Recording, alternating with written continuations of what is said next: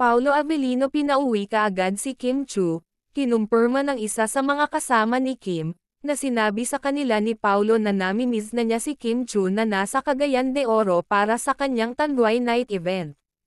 Buong detalye alamin.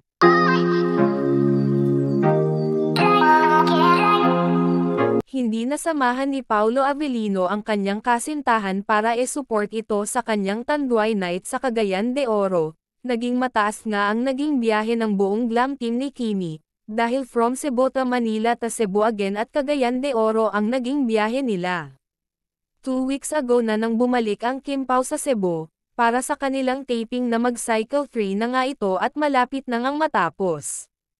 At dahil nga ay kailangan na pumunta si Kimi sa Cagayan de Oro para sa kanyang event, ay kailangan niya muna bumalik sa Manila para sa mga importanteng gamit.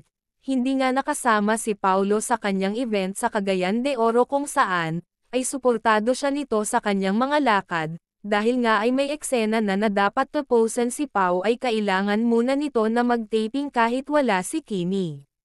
Medyo nakakapagod nga ang naging biyahe ng buong team ay pinapakita pa rin nila ang kanilang full energy nang dumating na sila sa Cagayan de Oro, kung saan, ay masaya pa si Kimi na nakapag-video.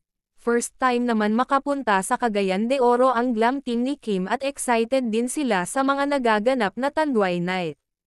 Kahit mahigit 2 araw nang mawala at hindi makita itong si Kim Chu ni Paulo, ay tila hindi ito makatiis at naglalambing pa ito na sabihin daw kay Kim na balik na ito kaagad dahil namimiss na daw niya ito. Tila hindi naman nabigo itong si Paulo dahil kinabukasan matapos ang event ni Kimi ay bumalik na kaagad ito, at may pasalubong na mga chocolates. Makikita nga sa post ng isa sa mga kasamahan nila na pinapabalik na si Kim Chu. Sabi sa naging caption nito na, "Ikaw na lang. Lika na here. Miss ka na niya. We miss you Kimi." Nakapost naman si Kim Chu na nasa Cebu, na ito kahapon.